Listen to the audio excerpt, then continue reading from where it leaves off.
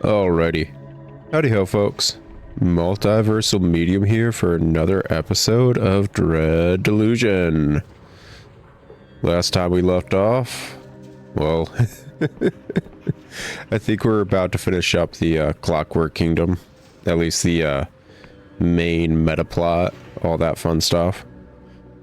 Stuff about deciding whether or not we're sabotaging the Clockwork King, trying to fix the bugger, or just kind of letting people know that people are trying to sabotage or fix the bugger. Since then, I do remember coming to a conclusion about it, and it was when I was editing. Issue being that was like, I want to say a bit over a month ago, when I edited and basically got that episode up. It's been around that long. Basically, been doing other stuff and things. I think I mentioned a good number of episodes back why. So, I can't remember my exact reasoning. Which is a bit of a bummer because, like, I know I usually come to a conclusion and kind of walk through my thought process. But, it's been an odd month. And, I guess I'm working just a bit oddly because of such. But let's take a look. Still no house. I keep getting told there's going to be a house here. There isn't. When will it arrive? Oh, goodness. Can't trust contractors whatsoever nowadays.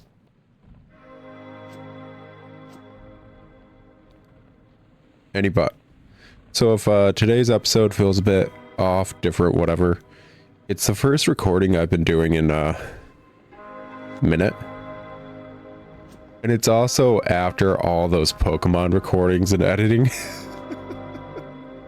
Which completely fried and destroyed my brain. I don't know if you guys checked that out. Don't worry about it if you didn't. It was a really stupid idea. I came to the answer I was looking for. I may do other videos beyond that for Pokemon.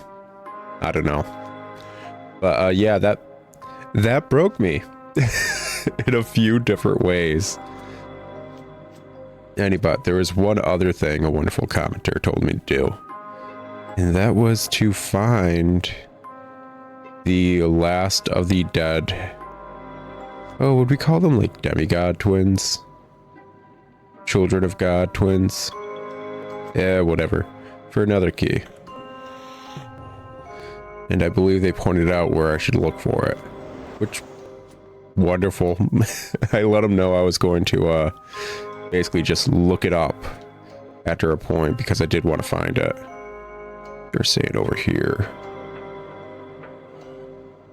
Yeah, excuse me guys. Excuse. Yep, excuse. Excuse me. I believe. Over yonder? Ooh. I am honestly amazed. Usually, before starting up an episode after a break. Oh, yeah, wow. Yeah, wow, yeah, this is not easy to find. Oh, wow, okay. Yeah, what's up, buddy? Oh. At least they were full of chuckles during their dying moments. Not really, but whatever. Let's see here. Key of the Moon Twin. The Moon Goddess and her twin sister were gradually erased from human memory by the King's cipher magic. They perished, forgotten, even to each other. Oof. Oof. Together, the twins' keys grant entry to the underground tomb of the Mother Goddess. Ooh. So I know there's like tiers of how powerful gods tend to be in universe. Like we've been showcased that. At least by the Apostatic Union's classification of them. Like I believe the one that's at the Eurodite Academy is like a D tier god. It's just a divinity based around revenge and the like. Whereas Pageth, I believe, was what, a B class or something like that? It's been a minute. But Pageth is like a bit more up there. Fertility, arguably a weird form of like resilience and mortality. Life in a disgusting, painful, horrid way. So yeah, they're a bit higher up. The fact that these two divinities were so outclassed just by the Clockwork King. Like, I know the Clockwork Kings, you could argue their divinity as a whole. Yeah, they were crafted to be such and to replace such. And yeah, they do work on Cypher like a god would in universe. But so obscenely outclassed to the point where they forgot one another. That's horrifying. Because you hear of wars between gods, and they don't go that hard against one another. They legit don't. Got some more. Like, I'm pretty certain we read... Oh, yeah, I forgot this cost mana. Oh, right. I was going to, is it? Button. Button. Which button was it? Is it this one? There we go. Yeah, I was just saying, too, how usually right before recording, I reorient myself to the controls, but for some reason this time I was like, yeah, I got this. This is perfect. And of course, I instantly forget the controls. But yeah, we, like, read up on a war between, I want to say, Pageth and another god before the world end. And how horrid that was. That still wasn't making people forget they ever existed. Like, Clockwork King went hard, yo. Ooh. The other one not going? So we did this one, yeah? Did the thingy thing? The thing's thingily? And did we do the other one? Did that become undone? Maybe haps? Mayhap? Yeah, it became undone. That makes sense. There we go. There we go. So, Oh. This is fascinating. Besides this one and they're young or whatever, we have not seen any other god remains like this. What tier would you classify this divinity? What tier would you classify the one for Quill or whatever, as well as the one that knocked into the wobbly noggin? Because those skulls were massive. Were they like A/S tier ranked divinities? If the one that's like chest height to me is a D tier, are these ones like C tier? I guess. If we're only like worried about their size as a whole. Just oof. Oof. It's got kind of like a tail thing going on, actually.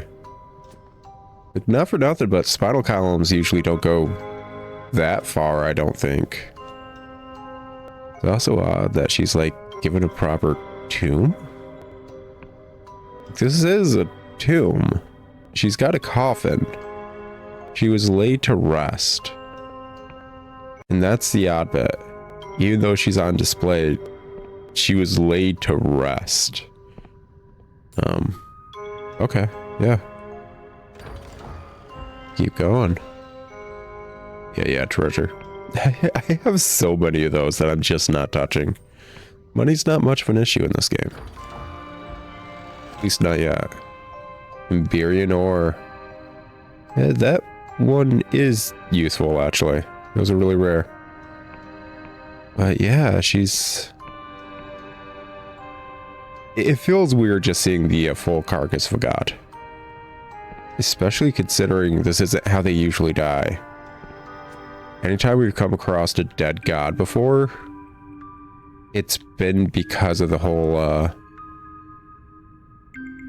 god war, basically. The apostatic union rebelling. And yeah, these are dead because of that, but not in the same way. Really not in the same way. They went into hiding, and then they died. Like, all three of them did. Because they knew the apostatic union was coming after them. We read up on that. And then they died. Which is... oof. It brings into question, like... how exactly do gods work as a whole? Because the reason they probably died was the fact that the Clockwork King was made, most likely. And the people stopped caring. You don't see any Wiccans here. Not a single effing Wiccan. There's nobody who cares about the gods here. Closest thing you get to Wiccans are the people who work for the Clockwork King, basically. Which, arguably, I guess, would be the equivalent here. They translate and try to work with the Clockwork King to get things done in a certain way. Yeah, they're Wiccans, basically. Just different outfit. But yeah, these gods were basically replaced, and it looks like they kind of sort of just starved to death. Like, you notice the bodies of the two twins or whatever. They're set up in a manner akin to someone who's stranded in the wilderness and dies due to the elements. I don't know if the gods are weak enough to die due to elements, but... at least temperature and the like, but... yeah, it's like they starved to death and just weren't strong enough to get out of the holes they were in. So on, so forth. The Den Mother one that we just saw had a proper tomb, but... I don't know, it's just really odd. Wonderful to look at. Wonderful to peer at. But it adds a lot of questions. I mean, a lot. But what were we looking at quest-wise? Do we need to return to, Afra? Yeah. Still need to return to Afra. Okay. Get on over yonder. And, let's see here. Get us some nice little move forward time spell. There we go. There we go. Let's get this done. Afra peers up into the sky, her brows furrowed in contemplation. Gesture skywards. Is this normal? She tears her eyes away from the celestial teapot. No, I would certainly say this is new. What does it mean? Are we in danger? Did we do this? What does it mean? I confess I'm struggling. Is it a sign, an instruction, a response to our broadcast? But then, why a teapot? She shrugs helplessly. I've checked and rechecked my calculations. All we can do is stick to the plan. Oh, yes, I almost forgot. The king has summoned you for another audience, just as we hoped. Afra hands you a leather folder, far heavier than the last. Here it is, friend. 8 years of my life, and the hopes of a kingdom now rest in your hands. Friend, I don't know what will happen after this. So if you have any concerns, now's the time to voice them. What do I do with this punch card exactly? When you return to the machine area, the audience chamber will be open. Insert my punch card into the king's petition port, and my magic will do the rest. Anything else? This may be your last chance. I still have questions about your spell. I'll explain everything I can, as many times as you need. How much freedom to change will your spell really allow? What about mistakes? If your new king goes mad too, how will anyone stop it? What if a good king isn't possible? What if that much power can't ever be just? Yeah, how much freedom to change will your spell really allow? Initially, a defined set of about 100 qualities can be changed, with hard limits on things like height or density. The king won't do anything that directly endangers your life or another's, so you can't become an 80-foot giant with no lungs. So it won't endanger the life of oneself or another. That's not bad. That was one of my biggest concerns. Is the fact, like, what's stopping this from going obscenely out of control, and arguably how you want to change yourself is effing over other individuals and so on and so forth. Other qualities will become changeable in time. Once the spell has proved its worth, most of these rules can be modified by a vote of more than half the kingdom. That's easy to construe. Wherever possible, I have favored incentives over hard limits. After a trial period, you'll be stuck with your changes for a year, so you'll have to think carefully. Other incentives will ensure an optimal distribution of qualities for the whole kingdom. What do you mean by optimal for the whole kingdom? Won't that lead to the same kind of mastery writing the machinists already do? So you have another question. What do you mean by optimal for the whole kingdom? All individuals must be free to choose their fate. But from society's point of view, you don't want everyone to be an artist or indeed a carpenter. Past kingdoms solved this through conscription, slavery, or rigid social rank. Yeah, she actually thought this through. Brutal methods for a brutal age. Under my system, the king will monitor the overall balance of qualities and provide incentives for those that are in shortage. Yeah, that's okay, yeah. So if too many people have made themselves mercurial and creative, the king may offer rewards for constancy and pragmatism. If too few have temperament for farm work, the king may incentivize that temperament. Okay. It depends on how they're being incentivized. Honestly, that does depend. Like, how you're talking about it, you're talking about how the king could arguably change how they work mentally, which is concerning. Very, very concerning. Would that lead to the same kind of mastery writing the machinists already do? I don't believe so. There's nothing wrong with asking people to compromise with the needs of their community. What's important is that they're free to say no. Yeah, free will's really important. Okay, I have another question. I'll explain everything I can, as many times as you need. You're not going to empower me today? Gosh dang it. What about mistakes? If your new king goes mad too, how will anyone stop it? The current faults demonstrably stem from specific errors in our previous spells, born from wishful neglect of fundamental principles.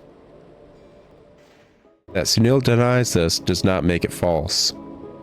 There is a saying within the guild, which would be seditious if repeated in public.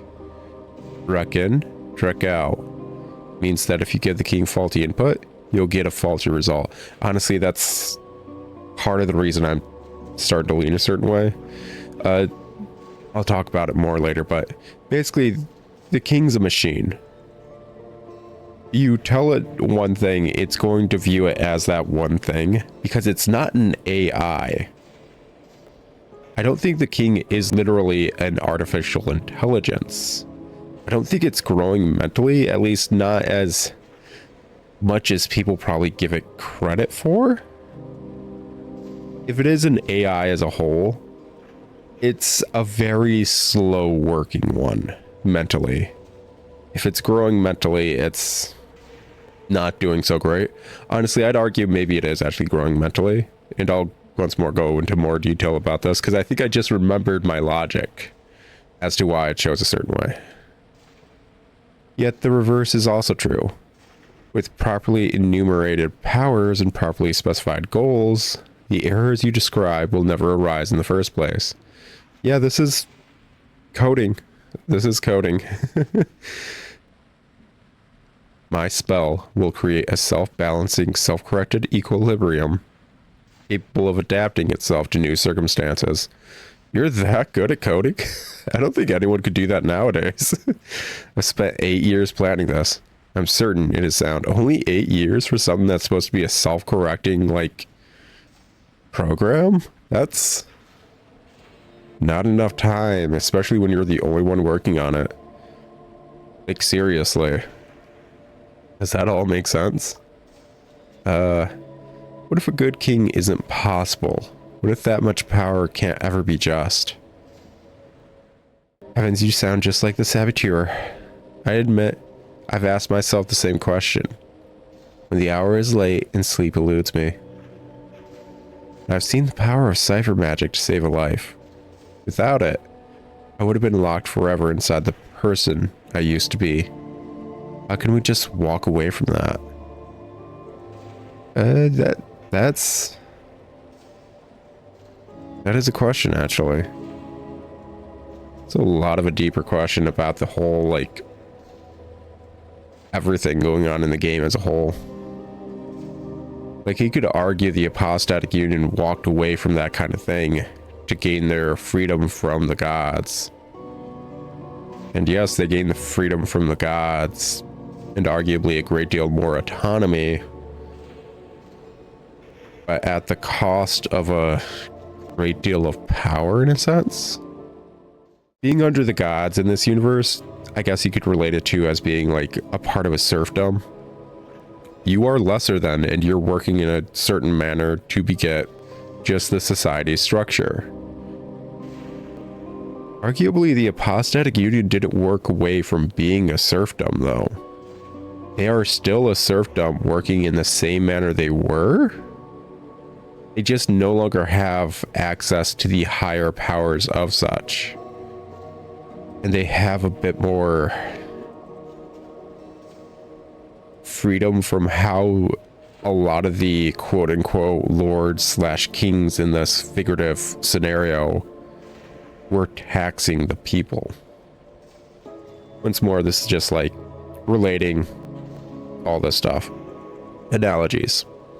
The taxes in this scenario basically being the sacrifices or whatever the heck the gods wanted. So now the serfs are free from those taxations, but they're still toiling the fields.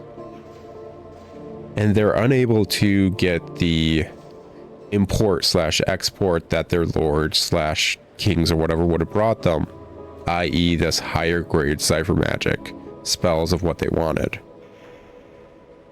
They're able to survive by toiling the fields. But will they ever grow as a society? That is the question.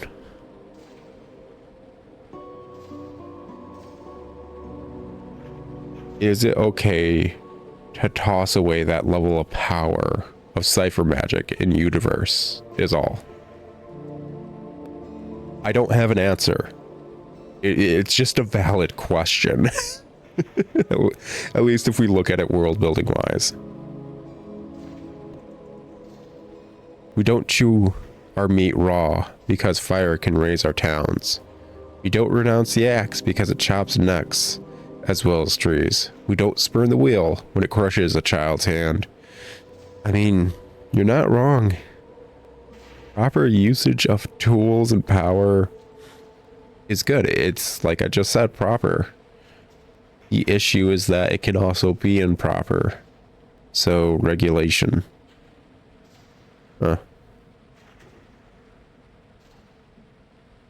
Is the answer to all of this just adding politics to the divine so that they need to go through a large process, much like the apostatic union's entire bureaucratic process, just for a divinity to get a spell? Is that the answer? Do we need a roundtable vote on whether or not a certain god can beget a certain cipher magic? And that would just make everything work? Weird. Actually, you know what's also interesting is the apostatic system of non-divinity can work. I just don't think they're good enough to do it with how they're handling it. Because the Iberians were not tied to gods as far as I'm aware. And I don't know if their society was utopian in nature, but they had very strong cipher magic, enough to arguably completely rewrite the entire world. So it's not like god level cipher magic isn't available / doable by people in certain circumstances. It's that the people in the apostatic union aren't good enough for it. Heck, the fact that the Clockwork King exists kind of showcases, yeah, it is doable. Clockwork King is man-made, and it is doing god-level freaking capabilities.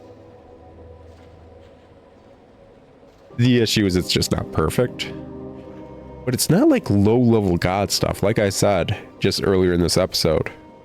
Let's classify the Dead Mother, the patron goddess of this land before it became the Clockwork Kingdom, as C-grade.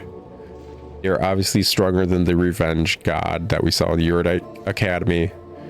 They're smaller and arguably not as resilient as Pageth, who we're going to call B. They are C-grade.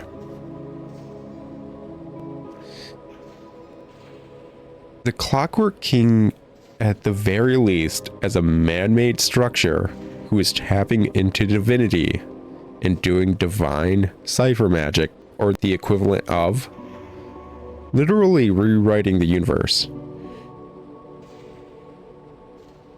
is stronger than a good number of the gods we've come across as a man-made object.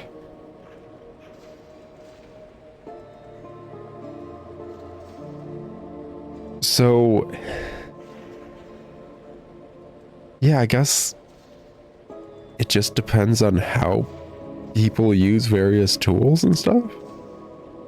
Oh, humanity, why are you like this? You're really good at adapting to various scenarios. Anyways, enough rambling. I refuse to accept abstention as our only choice. I will not surrender to the hunger and despair that have hitherto plagued all history. I will not relinquish the dream of the first machinists to those who have forgotten it. Does that all make sense? To a degree. Fun thought process. That's all the answers I wanted. Anything else? This may be your last chance.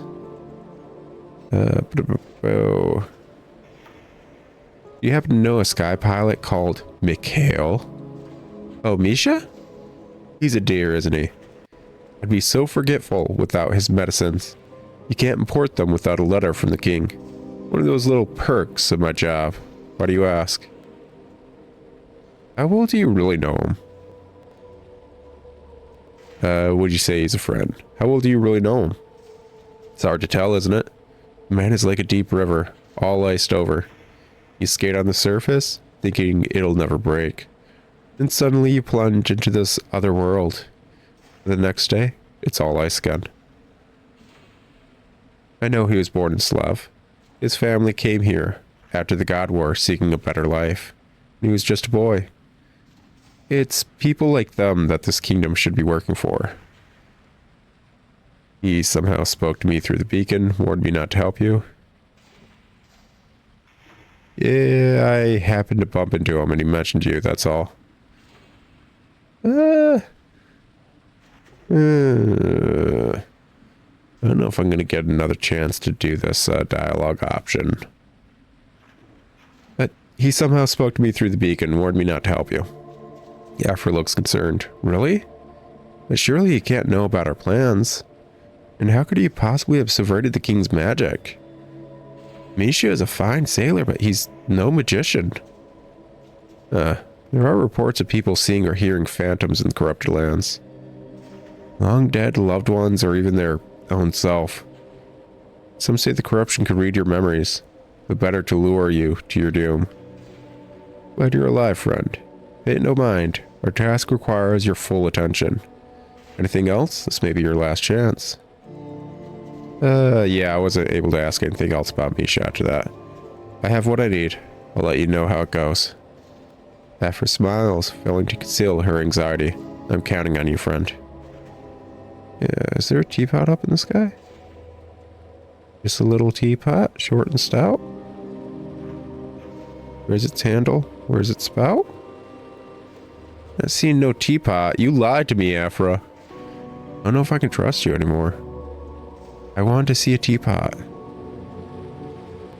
Yeah, not seeing anything. I was totally... Oh, there it is. I love it. Cool. Very Wonderlandy. Aww. We're getting to a boiling point in the story. May as well hope we get some fine tea out of it. Damn fine tea. Anyway, so I guess it's around the point right before the ultimate moment where I describe what the heck I'm thinking about how we solve this quest. Why? Because I tend to do that a bit too much. I like rambling, as you just saw in that last freaking set of dialogue. Fun. Anyway, so part of the reasoning I'm going the route I'm going is the Clockwork King, I don't think inherently is at fault. The Clockwork King is, at the end of the day, a tool of sorts. They are simply a tool to get high-level cipher magic. Should this tool be destroyed because it's not being handled well? Depending on various scenarios, yes. And you could easily argue these scenarios are what's happening right now, so yes. But I also look at it like, kind of, hey, the Library of Alexandria has all these horrible means of making, like, destroying countries and all that. We should burn the Library of Alexandria. It's like, that's the right idea. Let's burn the Library of Alexandria. That's probably not the best move. We could also learn how not to do things from that. Anyways, the Clockwork King is in fact just a tool. It's a tool that begets god-level cipher magic with the proper input. Is the king mad? That is personifying the king to a degree that I don't know if is exactly wise. Then again, the king has some base autonomy, but it's the same level of autonomy that a computer program would have. Computers can mess up and glitch. That is a thing. Looking at the king more so as a very basic punch card based computer that's arguably starting to work towards a form of AI, I think would be a better way of looking at it, as opposed to the king's gone mad with power. I don't think it comprehends power. Power, if you asked what it was, it would give you the definition of what power means. That's what the king is right now. That being said, I think it is low-key starting to gain a bit more autonomy / AI, and this is the other aspect of why I'm making this choice. This entire quest line, we've been working with Afra. Who is Afra? Afra was literally made by the king. Afra is literally a different version of who the heck they were, made by the king to be the best version of what they could be, in a sense, via Project Horoscope. And that adds a lot more credence to various parts of this quest line. Like the fact that Afra knew what to look for in the graveyard.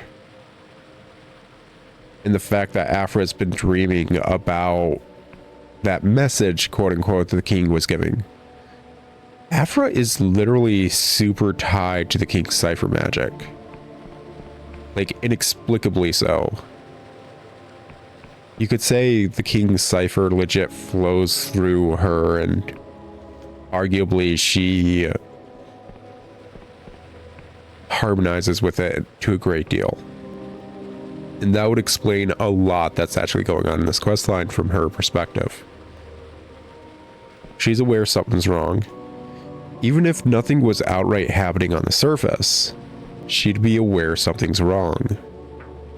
She was able to find the area where all the stuff's being kind of tossed to and stored away for an eternity before being deleted. She's aware, and it's something that's going to be constantly, inexplicably a feeling for her, because that's all it is. She's literally just hearing the echoes of what the heck's going on with the king, while also processing and translating it into a human perspective. Would the king say there's something wrong? No, not outright. It would be saying it's doing as it's told. But the echo of what's happening programming wise, then being put into a human mindset and being like, oh, that's not correct, that should be changed. Aphra is so weirdly in tune with this king without comprehending it because of this, probably. And that's how she's able to get such a viewpoint of it. I mean, at least that's my view as a whole. Listen, man, like, magic-y wagic-y stuff is kind of just theoretical, figurative nonsense depending on the setting. But I think that thought process isn't too large of a reach considering the setting.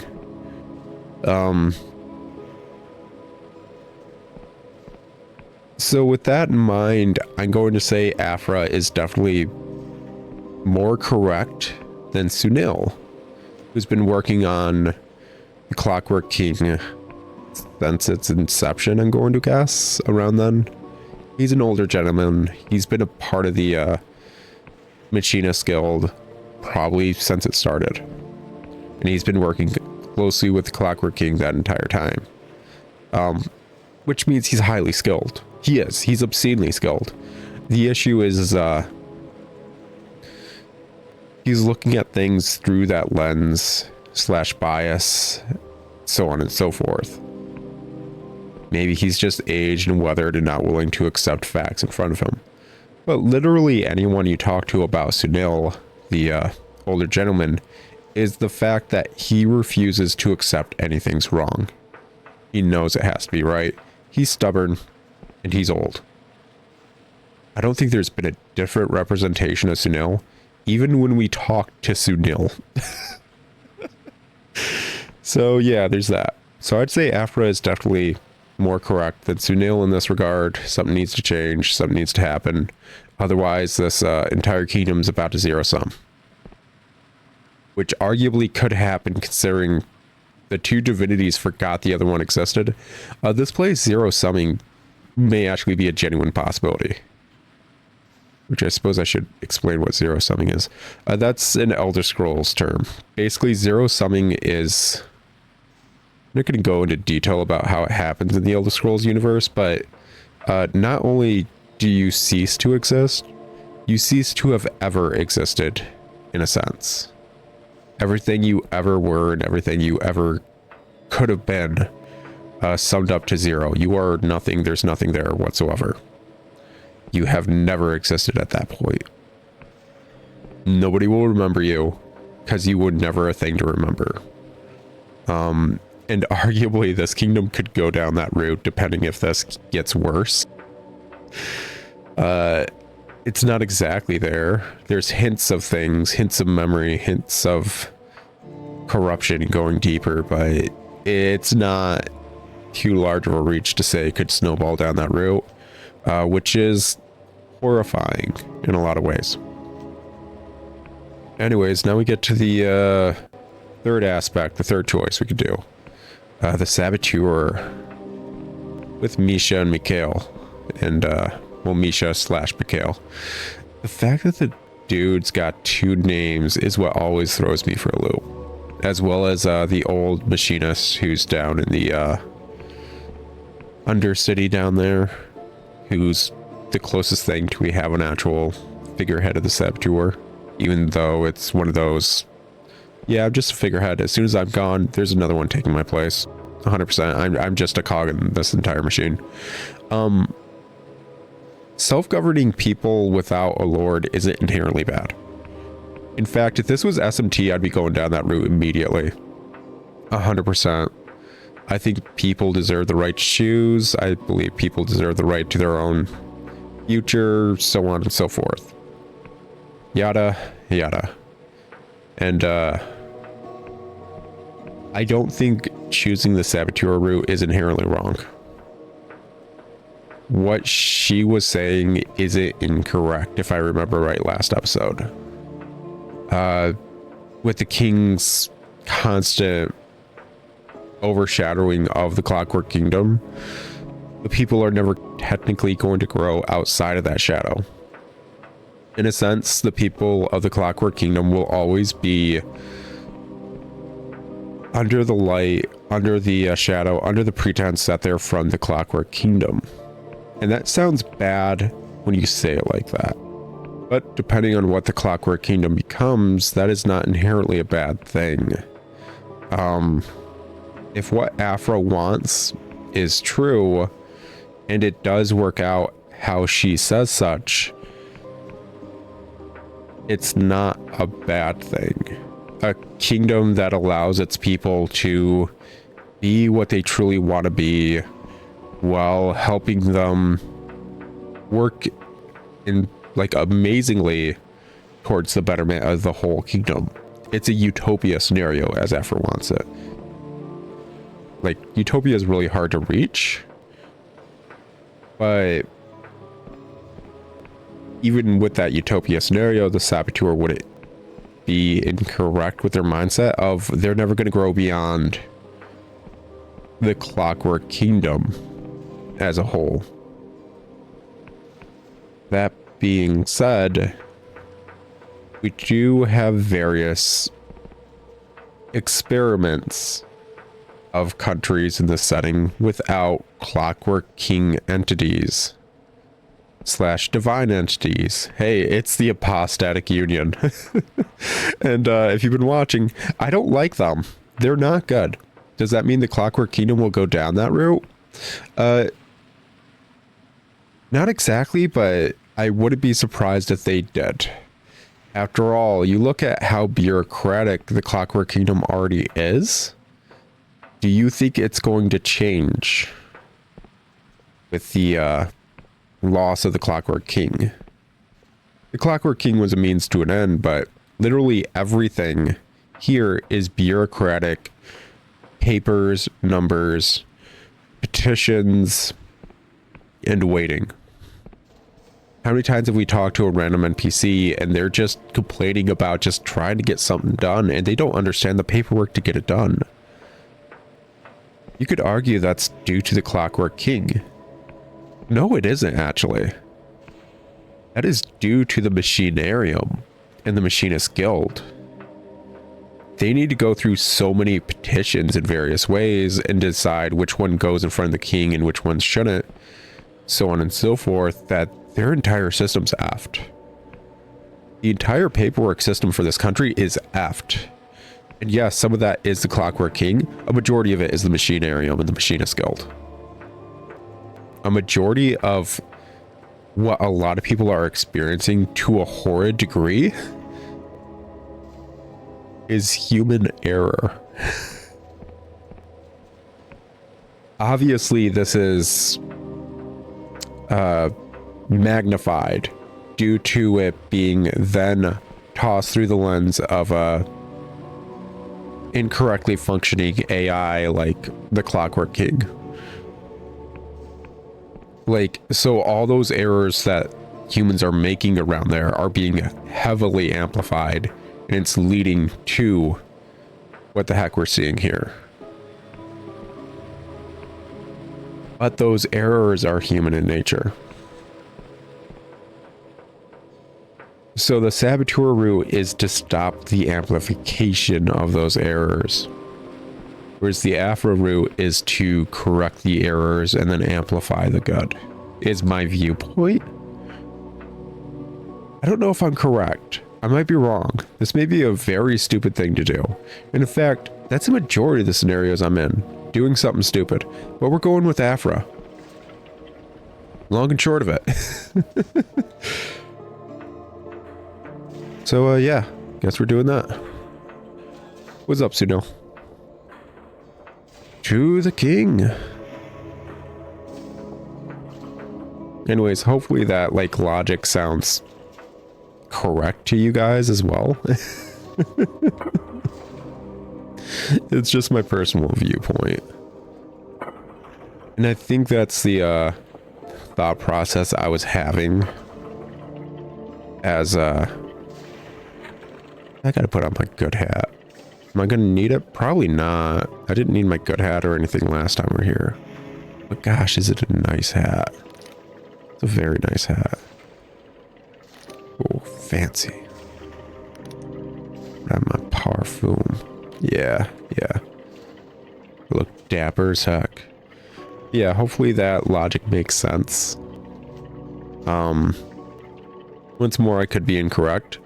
But putting the weight of an entire kingdom on one random dude who's just a traveler is the most incorrect thing a lot of these people tend to do.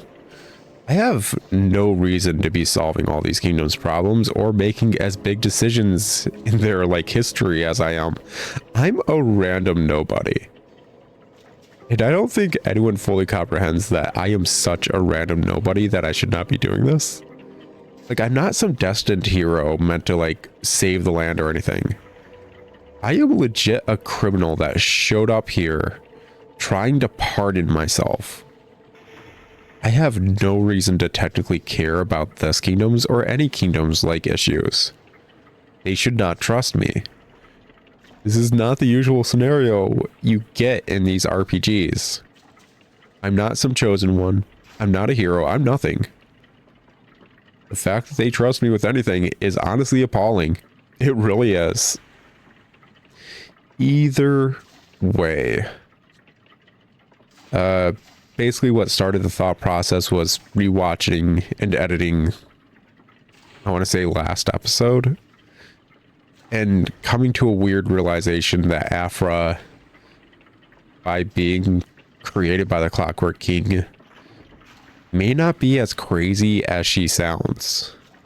And the things she may have been saying were probably possibly correct. Obviously, it's via her interpretation of it. I don't think, like I said, the Clockwork King thinks it's mad with power. But I think having Afra interpret it is exactly what the heck the Clockwork King would need. And I don't think she's wrong for interpreting it that way. Any butt. Give me some energy drink going. Let's get to it. Hey, what's up, loser? How you doing? How you doing? Oh, that's a lot. That's a pile of squirrels. How you doing, man?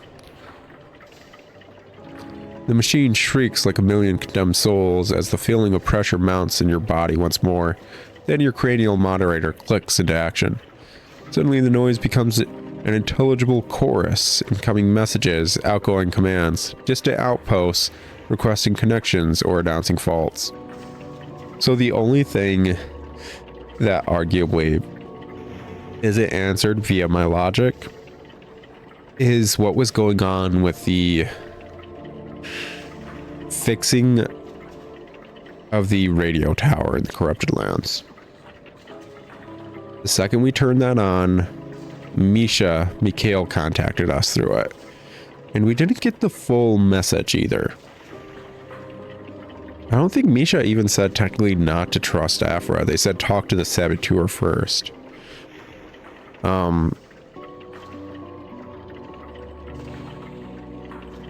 Either way, that is the only thing that's not fully comprehended. That being said, the fact that Afra was able to know the message from the graveyard, which would have let her fix the outpost may have been all that the king wanted. And Misha's ability to arguably intercept that signal may have just been that. Misha's attempt to intercept that signal. It also could have been how Aphra described it. A legit hallucination of the area from different multiverses, basically. Because that's what the corruption is. It's a bunch of like different possibilities kind of colliding and mucking together in a big pile of gunk. So maybe that wasn't even the Mikhail / Misha we know. That may have been a Mikhail / Misha from a different timeline that connected through a means to talk.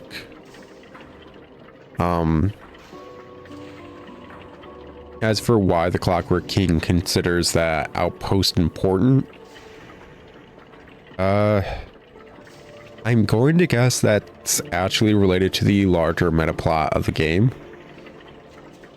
Because as we're aware, there's no way to go to the Underlands, so on and so forth. Except a certain woman and team who have been there, and I think are currently there. And that certain woman and team may literally rewrite the entire universe. So having a radio tower and being able to contact and be aware of what's going on there is not idiotic when you look at the main plot of the game. But let's keep this going.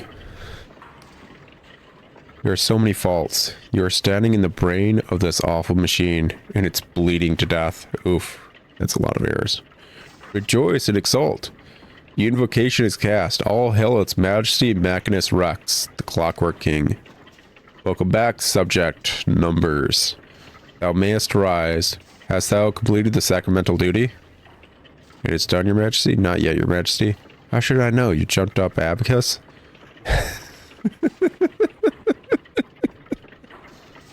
Yeah, screw it. How should I know you jumped up Abacus? Pondering, judgment. The duty remains unfulfilled. Dost thou require instruction as to thy task? Please explain the duty again. Yeah, please explain. The sacramental duty is as follows. This time you find you can understand the dense lines of sixfold cipher. Ingredients: teapot, large. 4 pints fresh goblin's milk. 1 cup salted water, half a teaspoon. Is that why the teapot's outside? 61,660,000 gallons fresh water. 652,152 tons of Vena tea. 30,540 tons of unsweetened sugar. 2 pints teapot. 2 pounds crinkled honey. I know this sounds like just obscene gibberish. Would this be any different if it was coming from an actual divinity and universe? That this is what they wanted as an offering to beget like a certain cipher spell / blessing / whatever.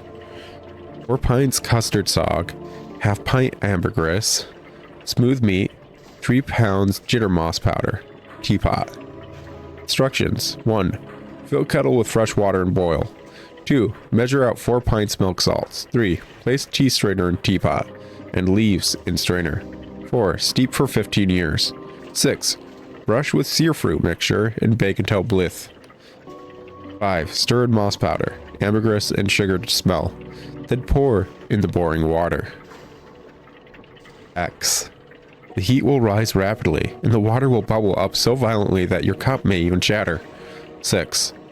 Stir in milk, then pour into dregs. 19. To avoid heavy metals contamination, cut crosswire with SOG. 471. Serve hot. 6. Enjoy your tea. For more fine tip recipes, please cut off a coupon and send to Miss J.M. Gorky, 778 Tabrick Wad, Colossal Town, Flig Oblast, CWK. You want me to make a pot of tea? Judgment, correct. This is the sacramental duty, on which depends the safety of this kingdom and all subsidiary imperatives. How can the kingdom's safety depend on a pot of tea? But this isn't even how you make tea. This has to be a joke. Your Majesty, we must discuss more urgent matters. How can the kingdom's safety depend on a pot of tea? Judgment. In the 29 years of our glorious reign, we have observed one ceremony that most reliably foretells happiness, calm, comfort, comedy, and the proper observance of duties. Oh god, this is what I was talking about, the one-to-one thing. A tea ceremony, and just like brewing tea makes people happy because they're home. You can't expect a robot to know common sense that that's not going to fix everything when everyone's upset. But it wants to make a big teapot with a bunch of tea because it makes people happy and lets them know they're home.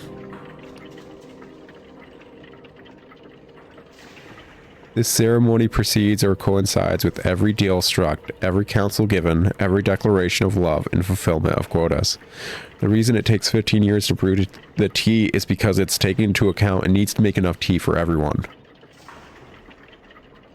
Oh, for frick's sake. Dude isn't mad. Yeah, he's erroring out, but he's looking at the solution for the problem as how he thinks that is how the solution should be. He realizes the world is going to crap. Oh, this is what people do to ease tensions.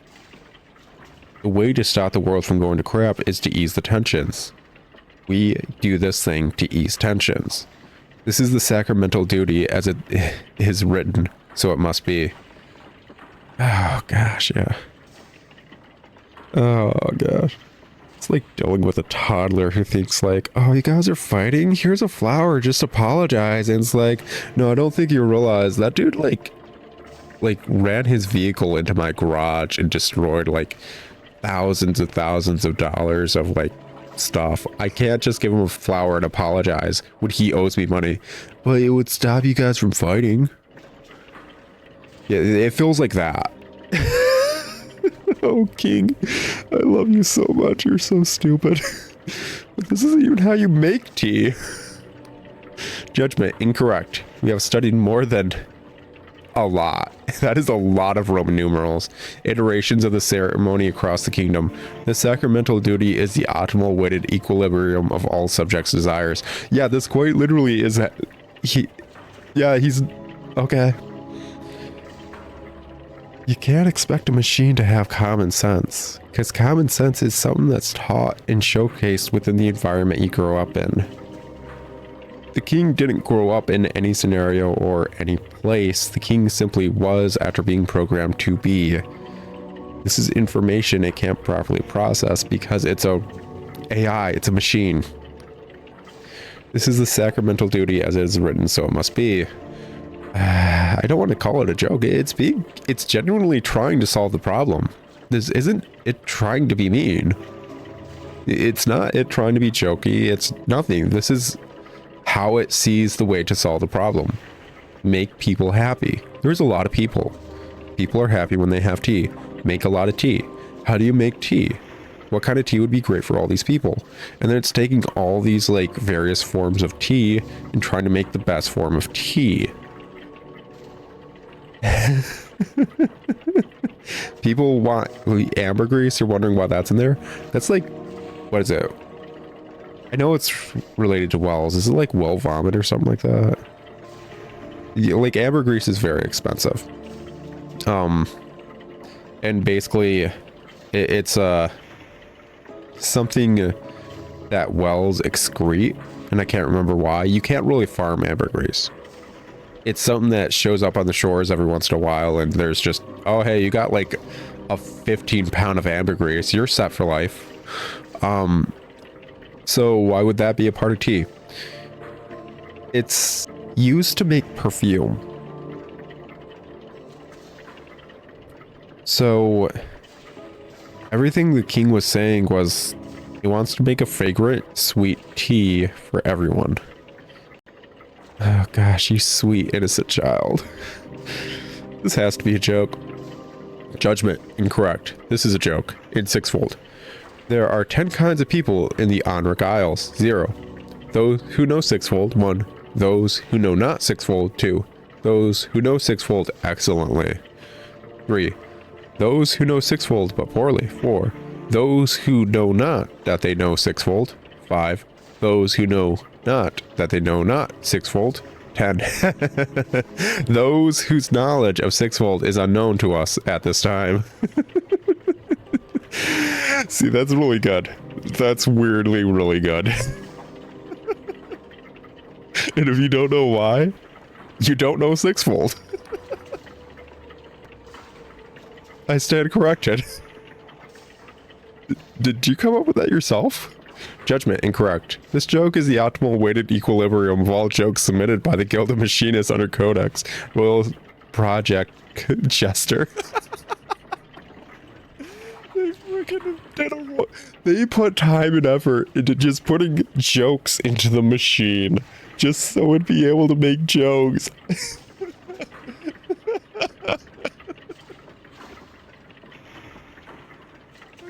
God. You know, that was like a team of like 3 to 5 people that they quite literally just were able to game the system enough. Like early on in this whole like Clockwork Kingdom, when it became with the Clockwork King and stuff, early on they gamed the system with all the petitions, did this so they wouldn't have to work, and they just put in a bunch of jokes until they got fired. Oh my effing god. This is a sacramental duty as it's written, so it must be. No, I like, dude, I need to ask the other thing about, I stand corrected. Okay, yeah.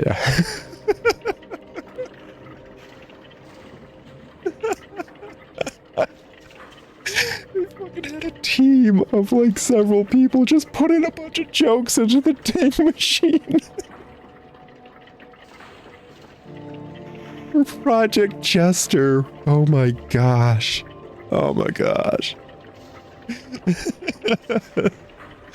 Your Majesty, we must discuss more urgent matters. Please stop making jokes. Pondering. Augury. Unlikely. 91% confidency. What could be more important than the sacramental duty? It's not wrong. Once more, it's not wrong. It's wrong in how it's handling it, but it is not wrong in general. Chief Interpreter Afra sent me. We got your message. Last time you mentioned my purpose. What do you mean? Show Machinist insignia. Your Majesty, the guild has sent me to give you a new spell. We got your message. Alas, cannot conjure verse. Your message. No codex cited. Hum the tune from the graveyard. Pondering, alas, cannot ponder entity. Pipe organ somewhere in the tower. Sounds the tune. For further enlightenment, please contemplate Codex Royal Project Horoscope. Okay, that's interesting. So the tune itself is tied into Horoscope. Actually, yeah, that makes sense. That makes a lot of sense considering what we're hearing in the graveyard as a whole. A lot of the things we're hearing in the graveyard were tied to the king changing things. The king changing things is due to the green light of how Horoscope worked. So yeah, the entire like mirror area filled with like things, that's because Horoscope worked. To the degree with Afra. So on and so forth. That tune is defined directly to Project Horoscope. So, arguably,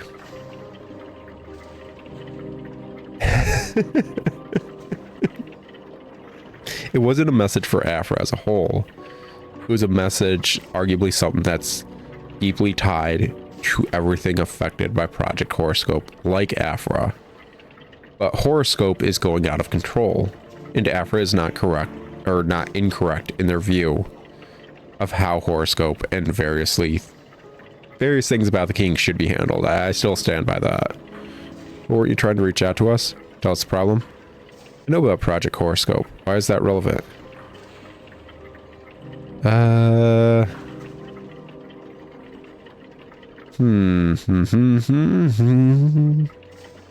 I know about Project Horoscope. Why is that relevant? Pondering. Alas, cannot summon Codex. Record default in sixfold. Codex not sanctioned for this incarnation. Invoking tertiary incarnation. So this is another interesting thing. So when we read up in the Library of Untruths, it wasn't just the people who are erased. I think the king itself said it erased its own memory of the people as well. Abruptly, the machine screams out as gears grind to a halt, pause, and then restart. Invocation triumphant. Tertiary incarnation 12 is now manifest. All formalities are hereby suspended. Interesting as well. So there's various ways we can look at this before we go on to the next text box. This may be, if we're looking at it as a machine, just a different part of the machine. If we're looking at it via Project Horoscope, this is a completely different version of the king as a whole from a different universe that's just currently manifest. Report. This incarnation was last invoked 7 years, 2 months, and 16 days ago to territory. Nucleus and supporting codices remain intact. No evidence of tampering. Who or what am I talking to right now? You know what? Forget I said anything. Who or what am I talking to right now? Judgment. This incarnation was begot by secondary incarnation 4. In the 13th year of the 0th century, with the purpose of preventing perils unforeseen by the primary incarnation. This is its safeguard. Okay. This is its firewall and so on and so forth. At the present time, this incarnation remains unknown to our primary incarnation, 96% confidence. What kind of peril are you meant to stop? How did Project Horoscope help your purpose? What kind of peril are you meant to stop? Axiom, all systems fail. Axiom, our majesty is a system. Oh yeah. It's stopping itself from ceasing to exist. Augury, catastrophic faults are most often unforeseen by the system itself, 74% confidence. Yes. Yes. This is a well-programmed machine. Like, yeah, some of the machinists are D-bag, and there's an entire freaking group that put nothing but jokes into the dang thing, expecting it to just work out. But gosh, did they actually make a decent machine. Therefore, judgment. Our primary incarnation will not foresee the thing that kills it. Correct. As a corollary, judgment. Our primary incarnation is the greatest peril to this kingdom. Correct. How did Project Horoscope help your purpose? Augury. This incarnation's purpose depends on complete independence from the primary incarnation. 86% confidence. Correct. If you're too tied to the initial system, when it starts to fail, you'll fail as well. Augury. This incarnation cannot achieve complete independence. 99% confidence. Yes. At the end of the day, you are still being a conduit through which you work. So yes, you are still tied to the Clockwork King no matter what. Therefore, edict. This incarnation covertly modified Project Horoscope parameters to give altered subjects a range of qualities most likely to ensure that faults not foreseeable by our primary incarnation would be foreseen by at least one subject. Yep, there it is. Afra is correct. The Clockwork King didn't know it sent a message. Its safety firewall system sent frickin' Afra a message via the entire program. There it is. Are you saying you created Chief Interpreter Afra to fix yourself? Yes. Yes, it is. What kind of peril are you meant to stop? Are you saying you created Chief Interpreter Afra to fix yourself? Alas, cannot ponder query. Since Project Horoscope requires complete independence from all incarnations of our majesty, we are forbidden to divine or further influence its outcomes. So it can't know, because it needs to be done in a vacuum. Because doing it in a vacuum stops the fact that when the Clockwork King fails, it's not going to affect those. You made Afra who she is, which led to her write that spell. Did you send that secret message, or was it already in her head?